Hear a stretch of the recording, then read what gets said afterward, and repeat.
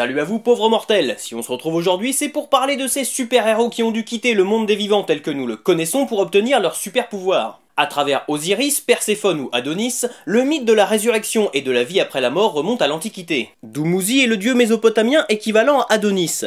Après avoir été désigné pour régner sur les enfers, il est considéré comme mort. Il est cependant convenu que sa sœur Geshtinana prendra sa place durant la moitié de l'année, permettant à Dumuzi de revenir sur Terre. Son retour parmi les vivants symbolise le renouveau de la nature et le changement des saisons, principalement l'arrivée du printemps. Au Nigeria, le mythe de Shango raconte que celui-ci était un roi poussé au suicide par pendaison. Deux gigantesques chaînes poussant sur sa tombe lui permettent d'atteindre le ciel. Il ressuscite alors comme une divinité, l'orisha du tonnerre et de la justice. Depuis les cieux, tel un vengeur implacable, il foudroie les criminels pour les punir. Il était donc normal que les super-héros, symboles de notre mythologie moderne, n'échappent pas à cette règle. Au début des années 1990, Todd McFarlane connaît un succès retentissant chez Marvel alors qu'il est aux commandes de la série Spider-Man. Mais suite à un clash avec la Maison des Idées, il abandonne le tisseur pour devenir l'un des cofondateurs de Image Comics, chez qui il développera sa propre série, Spawn. Spawn restera très longtemps dans le top des ventes aux États-Unis, et on peut noter qu'elle est la seule série avec Savage Dragon à être publiée par Image Comics depuis ses débuts en 1992. Le lieutenant-colonel Al Simmons est un agent des forces spéciales. Bien qu'il ait déjà sauvé la vie du président, il se pose de plus en plus de questions sur le bien fondé des missions qu'il accomplit et sur les véritables motivations de ses supérieurs. Face à la menace que représente Simmons, son patron Jason Wynn se charge alors de le faire disparaître. Al Simmons n'ayant pas franchement été un gentil garçon durant sa vie sur Terre, il se retrouve en enfer. Voilà ce qui se passe quand on n'est pas sage les enfants. On va en enfer. Souvenez-vous-en. Surtout toi, qui m'as volé ma gomme en 5ème. Souviens-toi. Le démon Malebolgia lui propose alors un pacte. S'il accepte de mener l'armée des enfers lors de l'Armageddon, il pourra en échange faire ce qu'il désire plus que tout, revenir une dernière fois sur Terre pour revoir celle qu'il aime, Wanda. Mais c'est un marché de dupes, Al se réveille 5 ans plus tard, amnésique et atrocement défiguré, et quand il retrouve peu à peu les souvenirs de son existence passée, c'est pour découvrir que l'amour de sa vie s'est marié avec son meilleur ami et qu'ils ont eu un enfant. Oui, Al s'est bien fait niquer quand même, effectivement. Mais à défaut d'avoir obtenu ce qu'il désirait, Al n'a pas tout perdu. Il porte désormais un étrange costume quasi symbiotique qui fait de lui un Hellspawn et lui confère de nombreux pouvoirs qu'il va utiliser pour rendre justice et se venger. Al ira jusqu'à profaner sa propre tombe pour découvrir ce qu'il est devenu. Ce qui est sûr, c'est qu'il est bel et bien revenu d'entre les morts avec des super pouvoirs. Ça serait vraiment trop long de vous résumer la saga de Spawn en détail. Tout ce que je peux vous dire, c'est que c'est vraiment un personnage borderline et un anti-héros comme seuls les années 90 ont su en produire. Watchmen est l'œuvre culte d'Alan Moore et Dave Gibbons. Est-ce que j'ai déjà dit qu'il fallait lire Watchmen? Je crois. Et parmi les nombreux personnages de Watchmen, un seul possède réellement des super pouvoirs. Le Docteur Manhattan. Fils d'horloger, Jonathan Osterman était prédestiné à suivre les traces de son père, jusqu'à ce que ce dernier décide, après avoir découvert les travaux d'Einstein sur la relativité, que sa profession appartenait au passé, et que son fils devait donc s'orienter vers une carrière scientifique. John devient donc physicien nucléaire, mais en 1959, il est accidentellement désintégré lors d'une expérience qui tourne mal. Il va de façon inexpliquée réussir à restructurer son corps étape par étape, acquérant ainsi une totale maîtrise de l'atome. Il devient alors un être omnipotent, pour qui il n'existe plus aucune limite. Son nom fait référence au projet Manhattan, nom de code donné à la fabrication de la première bombe atomique. L'apparition du Docteur Manhattan crée un futur alternatif, dans lequel les États-Unis remportent la guerre du Vietnam et où Richard Nixon est réélu sans discontinuer de 1968 à 1985, année où se déroule le récit.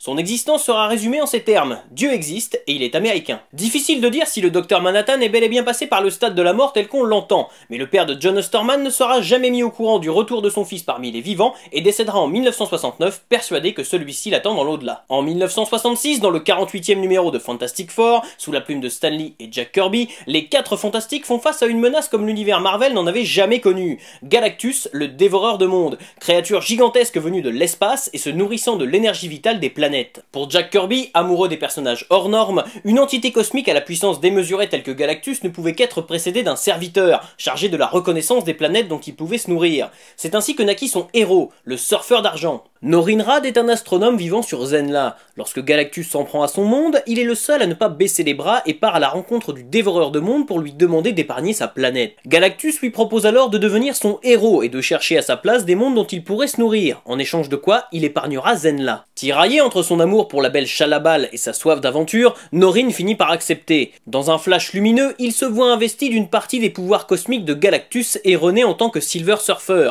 un être pratiquement immortel et invulnérable qui ne connaît pas la faim, la soif ou la fatigue. De plus, grâce à sa planche contrôlée par la pensée, il peut se déplacer plus vite que la lumière. S'il choisit en priorité des planètes dépourvues de forme de vie pour nourrir son maître, il se verra contraint de conduire Galactus jusqu'à la Terre, où les 4 fantastiques s'opposeront à lui. Trahi par son héros, Galactus abandonne le combat et épargne la planète bleue. Mais pour punir le surfeur d'argent, il le prive d'une partie de ses pouvoirs, et le condamne à l'exil en établissant une barrière invisible qui l'empêche de quitter la Terre. Le surfeur va alors découvrir les nombreux défauts du monde pour lequel il a sacrifié sa liberté. Bien qu'il ne soit pas à proprement parler tué par Galactus, Norrinrad quitte définitivement le monde des vivants pour renaître sous une forme quasi divine, mais les conséquences irréversibles de son choix pèseront longtemps sur ses aventures. Oui, je sais, depuis le début on parle de résurrection, alors voilà le moment que vous attendez tous, le point Jésus. Le point Jésus, le point Jésus, le point Jésus. Alors techniquement, Jésus n'est pas un super-héros, et il réalise des miracles bien avant sa mort, mais plusieurs aspects messianiques propres au Christ sont parfois indissociables de nombreux personnages de comics.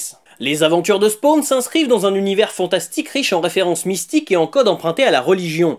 L'histoire et l'évolution du personnage sont pourtant assez éloignées de ce qu'on pourrait attendre d'un messie. De plus, sa mort n'est en aucun cas due à un sacrifice, et sa résurrection, fruit d'un pacte avec le diable, est principalement motivée par son envie de revoir sa bien-aimée. En fait, même si la série utilise et surtout détourne de nombreux éléments bibliques, Al Simmons n'a pas grand chose à voir avec Jésus. Conclusion, ça fait 2 minutes que je parle pour rien, mais pour le Dr Manhattan, c'est un petit peu différent. Il est plus difficile de savoir pourquoi le surhomme de Watchmen revient parmi les vivants. En effet, s'il est capable de se reconstruire uniquement par la force de sa propre volonté, on ignore si sa motivation est de retrouver Jenny Slater, ou bien tout simplement si son retour est le fruit d'un instinct plus profond et difficile à comprendre pour le commun des mortels. S'il n'y a rien de divin là-dedans, il est par contre intéressant de voir qu'on peut rapprocher le Dr Manhattan et Jésus sur plusieurs points. Bien qu'il soit vu par certains comme un surhomme, voire même comme un dieu parmi les humains, il est faillible. Il quittera en effet Jenny Slater sans remords pour une femme plus jeune, Laurie Uspechik. D'une certaine façon, on peut comparer les tentations du Dr Manhattan à celles du Christ, telles qu'elles sont racontées entre autres dans l'évangile selon saint Matthieu, où durant ses 40 jours de jeûne dans le désert,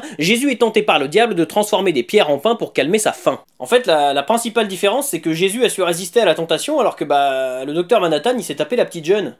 Le gros dégueulasse. Le Dr Manhattan n'est pas omniscient, et malgré ses pouvoirs, il ne peut pas changer le cours de l'histoire volontairement pour sauver le peu de personnes en qui il tient. On peut comparer ça au fait que Jésus, sachant que son sacrifice était inévitable, n'a pas cherché à se soustraire à sa propre mort. Ce qui nous amène au dernier point. Être un surhomme, c'est blasant. En effet, après sa résurrection, le Christ ne reste pas parmi les hommes, contrairement à John Osterman, qui devient un dieu vivant parmi les mortels. Après avoir mis sa surpuissance au service de son pays, il se désintéresse peu à peu du monde qui l'entoure, tout simplement parce que ses préoccupations, tout comme ce qu'il peut percevoir, nous dépassent de très loin. D'ailleurs, le passage où le comédien tue une jeune vietnamienne enceinte de lui montre parfaitement comment le Dr Manhattan bascule lentement dans l'indifférence la plus totale face à la vie et la mort, tant ces notions deviennent abstraites pour lui. Le Dr Manhattan peut vraiment être vu comme une sorte de métaphore. Nous implorons un dieu tout-puissant, mais c'est justement parce qu'il dispose de cette puissance qu'il se désintéresse de notre sort et donc qu'il ne fait rien pour nous. Je crois que dans la culture populaire, le surfeur d'argent est le super-héros que les gens rapprochent le plus souvent de Jésus. Norrinrad sacrifie son humanité pour le salut de son peuple, et lorsqu'il renaît en tant que Silver Surfer, c'est pour aller explorer les confins de l'univers et se mesurer à Mephisto en personne. Étant extérieur à la race humaine, le surfeur sera souvent étonné, choqué ou révolté par la violence et les inégalités auxquelles il devra faire face. Il s'efforcera donc de prêcher sa bonne parole humaniste, pacifiste et même parfois un peu écolo à qui voudra bien l'entendre. En fait, le Silver Surfer, c'est un putain de hippie. En parallèle de son côté messianique franchement assumé, le Silver Surfer encourage les gens à ne pas se laisser endoctriner, ni guider par de faux prophètes. Il nous pousse à user de notre libre arbitre et à faire les bons choix pour que la vie de chacun s'améliore. Le cas du Silver Surfer est sans doute celui qui divise le plus les gens. D'un côté, certains voient en lui le messie par excellence, le Jésus des super-héros.